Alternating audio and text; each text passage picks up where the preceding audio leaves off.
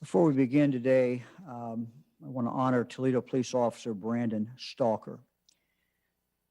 He was killed in the line of duty yesterday. Officer Stalker was shot and killed when a man exited his home after a standoff and opened fire on law enforcement.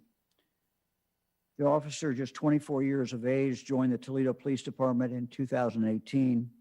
He leaves behind a 7-year-old daughter, a 3-month-old son, and other family members. Our hearts go out to them, to his comrades in arms, and to Chief Krall and his colleagues in the Toledo Police Department. This is the second Toledo police officer killed in the line of duty in just the last 6 months. I was also notified several hours ago about the death of a correction officer from the Ohio Department of Rehabilitation and Correction. Jermaine Shelby, 42, died from COVID on Saturday. He'd worked at the London Correctional Institution for 22 years, well-liked, well-respected by his colleagues. So if we could pause for a moment of silence for both Officer Stalker and Mr. Shelby.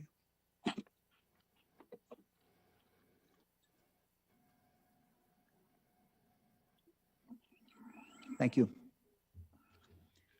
I'm pleased to announce that today that I'm naming former Ohio Supreme Court Justice Judith French as Director of the Ohio Department of Insurance. I want to thank Tanisha Dorsey, who has been serving as the interim director at the department since August. I thank her for serving as interim director and thank her for her many, many years of service and her leadership. Well, today is a exciting day for us as we begin vaccinating the elderly members of our state. We start this week with those 80 years of age and older as part of what we're calling Phase 1B. Our oldest Ohioans, we know, throughout this COVID have been the most vulnerable. By beginning these vaccinations today, we are protecting them and taking another step on the road to recovery. We're going to first go to Jamestown, Kettering Health Network's vaccine clinic at the Jamestown Health Center in Greene County. Dr. Kevin Sherritt and Mrs. Creamer, how are you both doing? Never better. How are you, Iola? I'm fine. Mrs. Creamer, you want to tell everybody how old you are? I was 101 years old last October. And you had quite a celebration for your 100th. Did you have quite a celebration? Celebration for your 100th. As much as I did for my 100th one. Dr. Sherritt, how are things going? Hey, never better. It's a beautiful day here in Jamestown, and our staff is here. I don't know if you can see them, but we are so excited for this day, the first day that we can begin our offensive fight against this virus that has just changed our lives. So we are humbled and honored and proud to be a part of this, and we thank you and your team and all the efforts that you have made to make this possible.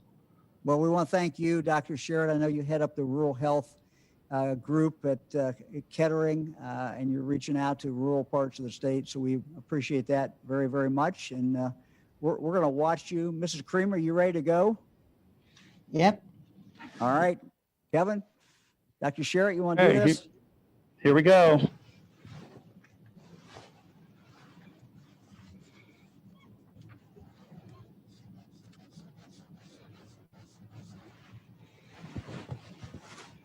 You ready? Mm-hmm. Okay, down the hatch.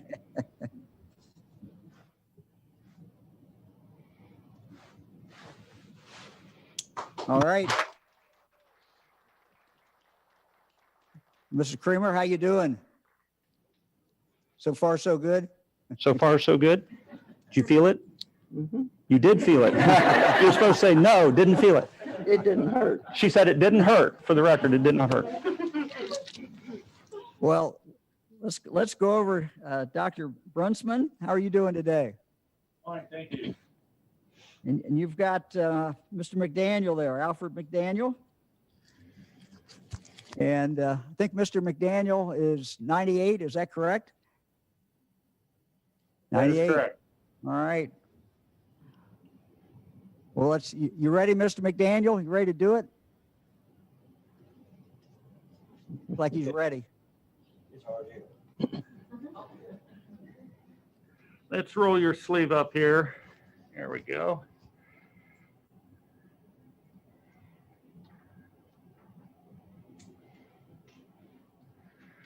Little stick.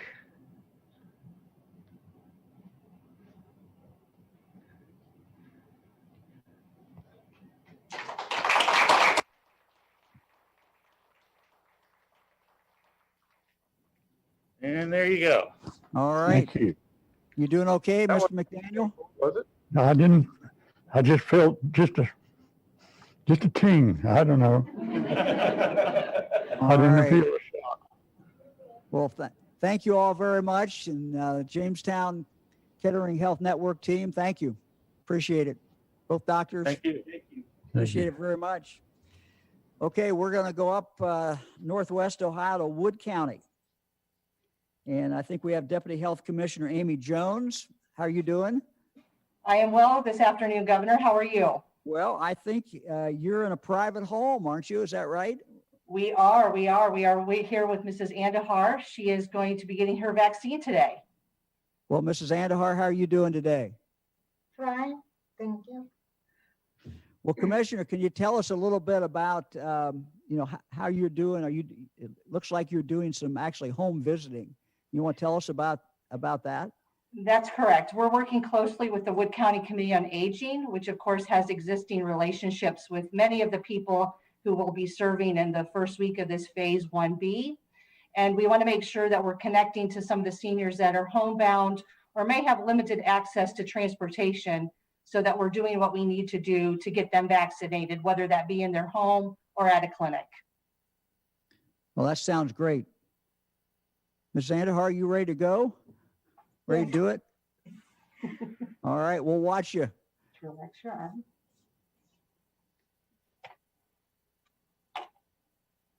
Okay, gonna feel a poke. And you're done. That's it. Yes, quick. Pretty quick. And we're done. Well, we appreciate it very, very much. It's great. Commissioner, you want to tell us a little bit about how things are going this week? I know you're really just getting started, but have you had a lot of interest in the vaccine, I assume? We've had several people calling, emailing us, but yes, the people that want the vaccine is a huge number out there. We just need, of course, the vaccine to do it. As you know, we've got more people interested in the vaccine than we have vaccine available. So yes, there's definite interest for this vaccine. We just need it.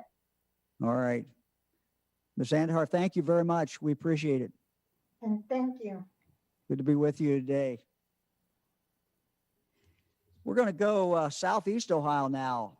Athens County, Dr. Ken Johnson will vaccinate 104-year-old Alfred Crow. How you all doing today? We're doing great, Governor. How are you today? Well, I'm well. I'm well. It's Chris Jones from the Health Department will be vaccinating. oh, okay, the good. Crow. Very, very good.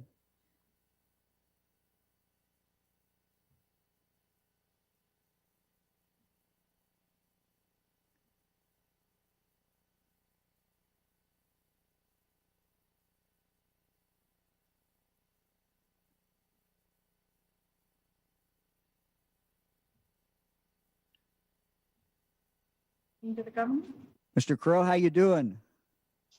Well, doing better. At least on the road to some protection. I'll give you some protection. That is great. Crystal, how are you doing today? Things going all right? Things are going great, thank you. And we got Athens County. I assume we have a lot of interest in this vaccine with our 80-year-olds and older. We have had an excellent response from our community. No, that's great. Doctor, anything else you want to add? We appreciate it. If I could say, Ohio University and its Heritage College of Osteopathic Medicine have partnered with the Athens City County Public Health Department to distribute vaccines. This week here, we'll be doing a clinic of 500 in this space. So we're so proud and honored to be part of now being proactive against this disease and part of the history of fighting it. So I'm so honored and proud of the partnership we've had together here. So that's great. Tell us exactly where you are, because this is where the clinic, and tell us when the clinic is. Yes, so we are in Heritage Hall. It's the new medical school's educational facility, and we offered it in partnership with the Athens City County Public Health. Due to the size of the space here, we have the commissioner with us as well. This space here allows us to have 60 people in observation after they're on vaccination, and also a very large private space for them to get their vaccinations. We've had a very vibrant response from the community, particularly 65 and over, and wanting to get vaccinated. And our partnership together allows us to do a large volume in a short period of time. So that's great. Well, just to tell everyone, the public, you may not have been able to get in this week, but next week, basically the same places are going to have the vaccine. So people will have an opportunity again next week to try to sign up. So we appreciate it. Good to be with you. Thank you very much.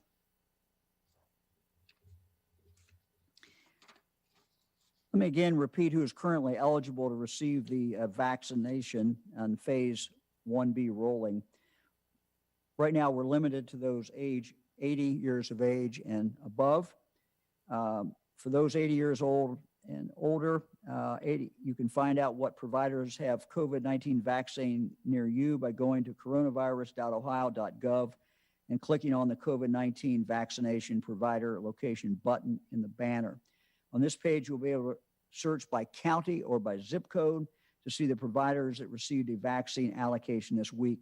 Page also contains contact information for the providers. Each provider will do their own scheduling, so you'll need to contact them to find out that scheduling process. And again, if your provider is filled up already this week, if that's what you find, in almost every case, I think they will have additional vaccine next week, and we will continue to push this vaccine out just as quickly as we get it. So this is another week of moving forward with the vaccine, that we are now on offense. We like being on offense a lot. Today, we're seeing one of the most vulnerable groups of our population, and that is those over the age of 80. And we know that age is a big determines to a great extent outcome statistically. Again, our goals are three. Number one, to save lives. Number two, to get our kids back in school by March 1. And number three, to protect our healthcare workers. On the last thing, protecting our healthcare workers, we're finding most hospitals have finished. There's a few that are just now finishing. We are still, some of our local health departments are still reaching out to a few of our doctors and nurses in the community that would qualify. But that part of it, reaching out to our healthcare community, is almost done. Let me go now. Let me talk a little bit about the conversation we had on Sunday with General Perna. And this just to try to give you some idea of what is coming. It was his belief that we would not see any reduction in vaccine, but it would probably be level for the next several weeks, that we would then see it go up a little bit. And the first major break that he could see would be in possibly March, when Johnson & Johnson vaccine may be ready and be approved and out on the market. And so we hope to start receiving Johnson & Johnson in March. Again, we'll keep you informed about that. The advantage of Johnson & Johnson, of course, it'll be one shot. And that's, again, that's a force multiplier, certainly there. A report on our nursing homes as of by tonight. Every single nursing home in the state will have received the vaccine for the first time. A number of them have already received the vaccine for the second time. Some of our assisted livings have been started and others will be started in the very, very near future. So again, a very vulnerable population. Over 50% of the deaths have come in nursing homes. We're moving on that. First dose is done by tonight. Last 4 are being done today, and then that takes care of that for the first dose. And they're already started and are significantly into the second dose as well. So that's very, very good news. Eric, you want to put our chart up? I had our team run the data again this weekend as far as the deaths. And again, this is really what informs us. And I know sometimes people are saying, well, why are you doing it this way? Why are you going it by age? And age is just the best predictor, sadly, of possibility of death if you get the COVID. So 80 and above constitutes 53% of our deaths. 75, 79 is 14%. 70, 74 is 12%. And 65 to 69 is 8%. So you can see the great bulk is in this group that we are working on now. Next week, we will add people who are 75 and older. Again, that goes all the way up, though. If you're over 80, you're still eligible, obviously, next week. And we know that the majority of people who are 80 did not get it this week, will not be able to get it this week because of the supply. We've also talked about medically high-risk Ohioans who are under the age of 65. And we've carved out this group of individuals, and we want to talk a little bit in more detail today in regard to this group. And Eric, if you can put that slide up, well, that shows that group. Next week, not this week, next week, we will open vaccinations for those Ohioans with severe congenital, developmental, or early onset medical disorders that makes them particularly vulnerable. We have divided this group of individuals, and Dr. Vanderhoff will go through this and we'll list all the different items that are listed here of people who qualify.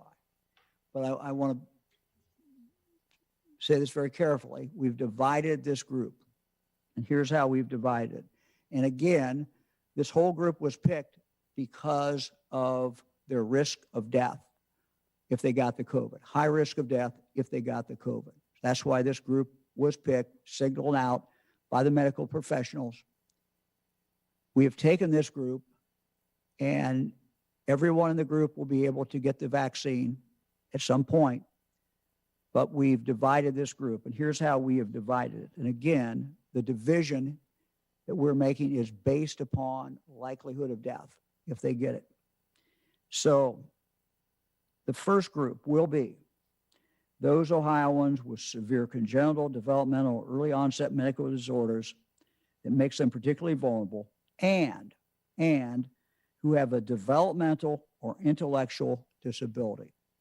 Who have a developmental or intellectual disability. For those persons with an intellectual or developmental disability and one of these conditions, your local county developmental disabilities board will reach out to you. Let me again say that. For those with an intellectual or developmental disability and one of these conditions, your local county developmental disability board will reach out to you to help coordinate receipt of the vaccination. Again, these individuals will be contacted by their local county developmental disabilities board. Local health departments and our state's children's hospitals have agreed to work with our boards of developmental disabilities to help coordinate these vaccinations for some of our most vulnerable residents. In 3 weeks, so this will start this coming week for these individuals. In 3 weeks, the week of February 15th, people who have any of these conditions and do not have an intellectual or developmental disability will be eligible to receive the vaccine. As we lead up to that, further guidance will be forthcoming as we get closer to that date. Dr. Vanderhoff is joining us now to talk more about this group of medically fragile Ohioans. Doctor? Thank you, Governor. Well, as you noted, for quite some time, we've spoken to the fact that the risk of dying from COVID-19 increases greatly as we age. But we've also recognized that, as you said, there are some conditions that begin earlier in life and are also associated with severe COVID illness in younger adults. So to identify these conditions, we looked to the CDC for guidance. And beginning with the CDC's list of pediatric medical conditions, we focused on those conditions that persist into young adulthood and have strong evidence of risk. The result is the Ohio 1B list for severe congenital, developmental, or early onset medical disorders that the governor referenced. Now, just as we began our 1B vaccinations with those 80 plus because they're at the very highest risk among seniors, and then are moving to other seniors, so we'll begin vaccinations for this group with those who have the developmental and intellectual disabilities the governor referenced, plus one of the conditions on this list. And the reason for that is that it is those on this list who also have these disabilities who appear to have the greatest risk within this group. Again, when it's time for these individuals, those who have been identified with developmental or intellectual disabilities, to receive their vaccine, they'll hear from their Board of Developmental Disabilities. They will receive outreach. Again, individuals who qualify for this highest risk can depend on that outreach. But in a few weeks, as the governor noted, we'll open 1B vaccinations to the rest on the list. And of course, more guidance will be forthcoming. Finally, just a couple of quick reminders about our vaccines. These vaccines, in accordance with the CDC guidelines, are only available to people who are, for the Pfizer vaccine, 16 or older, or for the Moderna vaccine, 18 or older. So these are not pediatric vaccines. These are also, and the governor has noted this, 2-shot regimens. People should receive the second shot of the vaccine at the specified interval. And it's different for the two vaccines. For Pfizer, that's 3 weeks. And for Moderna, it's 4 weeks. So very important information to bear in mind. Governor? Doctor, thank you very much. Let me turn quickly to schools. We're getting questions, obviously, about schools. Again, main goal, one of our main 3 big goals is get kids back in school March 1. This is our plan for schools. I'd like to talk briefly about what we're going to do in regard to vaccination in schools. And again, we're talking about adults. We're working directly with schools to determine what the vaccination of school personnel looks like locally. We've surveyed the schools. I'm glad to